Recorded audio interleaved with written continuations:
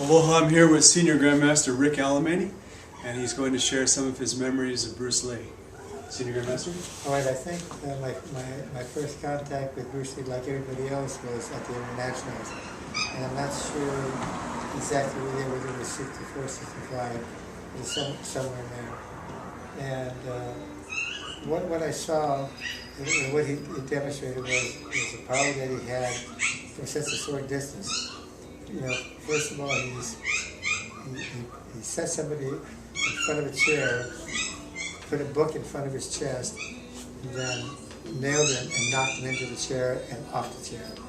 Then he sparred with his student there. At that time, Danny Inosanto was one of Ed Parker's top fighters. And he had, what Bruce Lee put on Danny was kendo face mask, kendo pads, and he had the kendo gloves, which meant that you're going to get hit hard. He hit hard as it was. I was always surprised when people would see his moves and go, oh yeah, I can beat him, without knowing the power that he had. And again, I can't remember the year exactly what the year was, but he came down to my school because he was a friend of my teacher, Great Grandmaster Ralph Castro, and he was watching me. I was working out in Bruce. I was doing these extended push-ups, feet and fingertips only going up. And he goes, "Yeah, that's pretty good. How about putting your hand with it?" And I did that because I was doing 100 of those. And then Grandmaster Castro's brother said, Roy said, feel his arm. I said, well, I don't want to feel his arm. I felt like, why am I going to feel his arm? So I went up, when I felt his arm, and I went like this, and I went up to the wall, the wooden wall, and I hit the wall, and I went, I want to remember what this guy's arm feels like.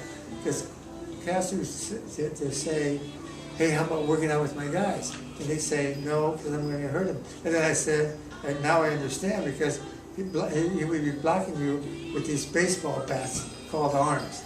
That's how strong he was. So that was my experience with him. The other thing that I experienced with Bruce was when he looked at you, he knew it. He made you feel that he already knew what you were going to throw. And there's only two guys that did that, and both of them were Wing Chun guys.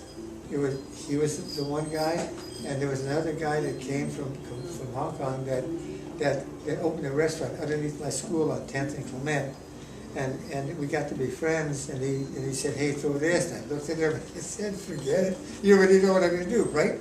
He said, "Yes." I said, "Well, I'm not going to throw it." Then I gave him a wooden dummy, because he couldn't bring a wooden dummy with him. I gave him one of the ones that I had with that. So anyway, that's my experience with Bruce Lee. Doing 100 of these and doing 100 of these, there's no difference. And if any of you have done these before between your fingertips and your toes, then you know what I'm talking about. It takes time to be able to do that, to be able to do 100 of them. Well, I know he appreciated you as well, because I heard at the 1969 Internationals, he was cheering for you when you were fighting, and you won that tournament. Right.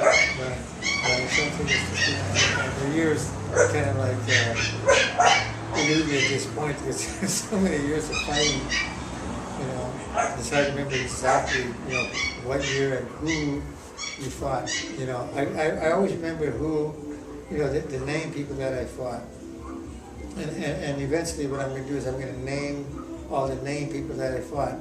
But I'm never going to say which ones I won and which ones I lost.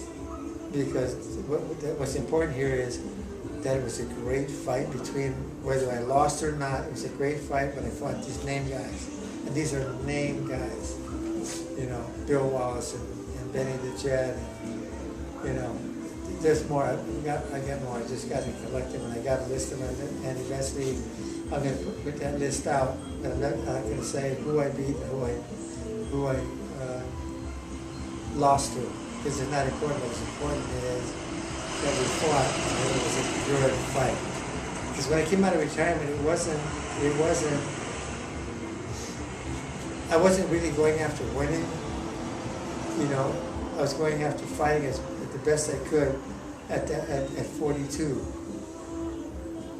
And if I wanted a process, that was icing on the cake. Fortunately, I won 3 grams in a row, which that was my goal. My goal was to win at 42 grand champion once, which meant I had to beat the lightweight, the middle, and the heavyweight. And it was so easy the first time that I couldn't believe that these guys were standing still like that. Bam, bam, bam. And I almost lost my first match. You know what I'm saying? So the very first match I was lost, and then when I fought the middleweight champion, the lightweight champion, the middleweight champion, and the heavyweight champion, that was easy. Because it felt to me like they were standing still because my timing was on. It's something that rarely happens to any of the fighters, where everything you do seems to be right no matter what you do. The timing seems to be on no matter what you do. You know, and that's where I was fortunate. And the icing on the cake was my wife was in a stance to be able to witness this. You know, and it meant something to me where it didn't mean anything to me before, but it meant a lot to me because she was there. So anyway, here comes the black cat. Here comes Mr. Black. Come on, Mr. Black.